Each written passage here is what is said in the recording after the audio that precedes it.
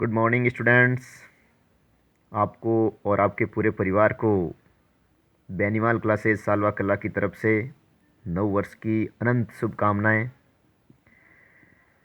मैं कामना करता हूं कि नव वर्ष 2021 आप सभी के लिए मंगलमय हो एवं आप एक नवीन ऊर्जा और दृढ़ संकल्प के साथ लक्ष्य प्राप्ति करते हुए प्रगति पथ पर सदैव अग्रसर रहें।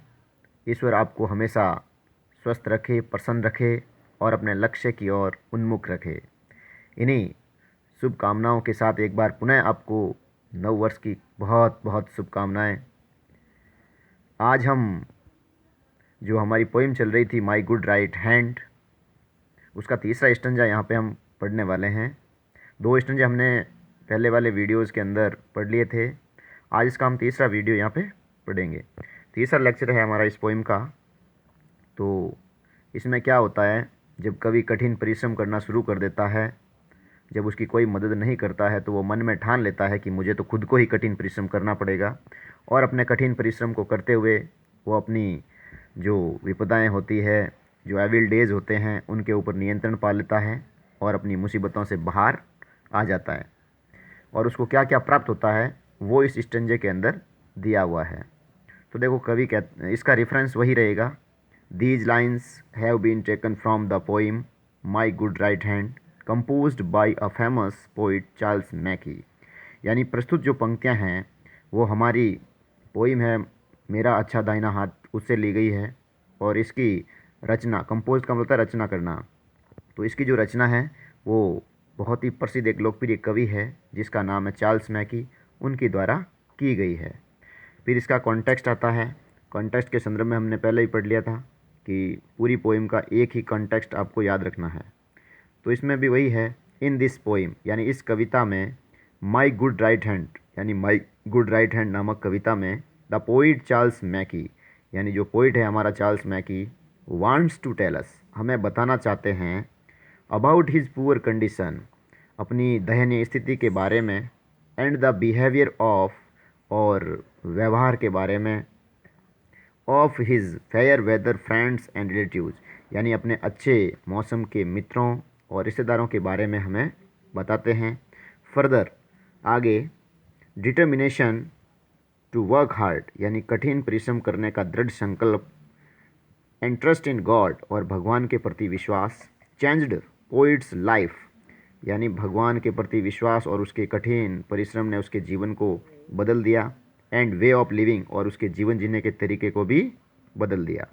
ही ओवरकेम सोरोज एंड पेंस और उसने अपने दुखों और जो जितने भी दर्द थे उनके ऊपर उसने काबू पा लिया।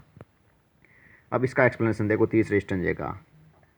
तो इसमें कवि कहता है this stanza is a good example of Charles मैकीज, यानी ये बहुत ही अच्छा उदाहरण है चार्ल्स मैकीज सिंप्लिसिटी यानी सादगी का। कवि जो है चार्ल्स मैकी, उनकी सादगी का, ऑफ वर्ड्स एंड डिक्शन यानी जो शब्द है और कल्पना है उनकी सादगी का बहुत ही अच्छा उदाहरण माना जाता है।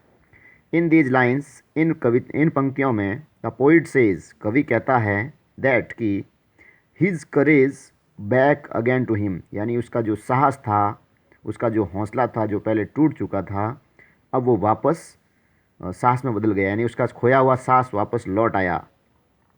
It happened of his ill fortune, अब देखो उसकी खराब स्थिति होने के बाद, इतना दुर्भाग्य होने के बाद भी उसकी जो खोया हुआ हौसला था वो वापस लौट आया। His good right hand provided strength to him यानी उसके कठिन परिश्रम ने उसको काम करने की योग्यता प्रदान की। हिज स्पिरिट, उसकी आत्मा या उसका मन या चित्त कह सकते हो, बिकेम चीयरफुल, आनंदित हो गया। हिज करेज हेल्प्ड हिम, उसके साहस ने उसकी मदद की, to rise above his sorrows, अपने दुखों से ऊपर उठने में, एंड पेंस यानी दर्दों से, यानी अपने दुखों और दर्दों से, अपनी पीड़ाओं से ऊपर उठने में उसके कठिन परिश्रम ने उसकी बहुत ही ज़्यादा मदद की। His good right hand made him work hard, उसके कठिन परिश्रम ने उसको यानी उसके अच्छे दाहिने हाथ ने उसको कठिन परिश्रम करने के लिए के योग्य बनाया। इट हेल्प्ड हिम, इसने उसकी मदद की, to get food and cloth यानी कठिन परिश्रम करने के बाद उसको भोजन और वस्त्र उपलब्ध हुए। जब वो कठिन परिश्रम करता ही नहीं तो उसको ये कुछ चीज़ें प्राप्त नहीं होती।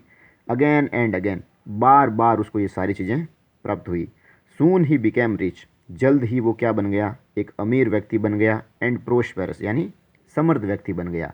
यानी इस स्टंजा के अंदर कवि को कठिन परिश्रम करने का क्या परिणाम निकला, वो इस स्टंजे के अंदर डिस्कस किया हुआ है कि उसने जो खोया हुआ हौसला था वो पुनः लौट आया था। ठीक है, यानी काम करने के बाद उसको आनंद की प्राप्ति हुई थी, वो अमीर बन गया, अपने दुखों और दर्दों पे उसने काबू पा लिया। ये सारी चीज़ें आपको इसके अंदर नोट डाउन करनी है। उसके बाद में इसमें लिखना है आपको क्रिटिकल कमेंट्स, वही लाइनें लिखनी हैं। This is a very beautiful poem, यानी ये जो पोइम है वो बहुत ही सुंदर है। The poet has used simple and beautiful language, यानी कवि ने इस कविता के अंदर सिंपल भाषा का प्रयोग किया और सुंदर भाषा का प्रयोग किया है। The poet has used figure of speech, यानी कवि ने इसमें अलंकारों का प्रयोग भी किया है। The poem gives a sound and deep message, ये कविता है हमें बहुत ही गहन संदेश देना चाहती है और यही संदेश देना चाहती है कि हमें किसी दूसरों के ऊपर निर्भर नहीं रहना चाहिए, हमें सेल्फ डिपेंडेंट बनना चाहिए, यानी आत्मनिर्भर बनना चाहिए। किसी दूसरे के ऊपर निर्भर रहने की बिल्कुल भी कोशिश नहीं करनी चाहिए, नहीं तो वही हालत होगी जो कवि की हुई थी। तो ये हमने इसमें दूसरा स्टंजा पढ़ लिया। आगे वाले वीडियो में हम इसका तीसरा स्टंजा पढ़ेंगे। तो आप पढ़ते रहिए, सीखते रहिए और ऐसे ही अपना स्नेह बनाए रखिए। धन्यवाद।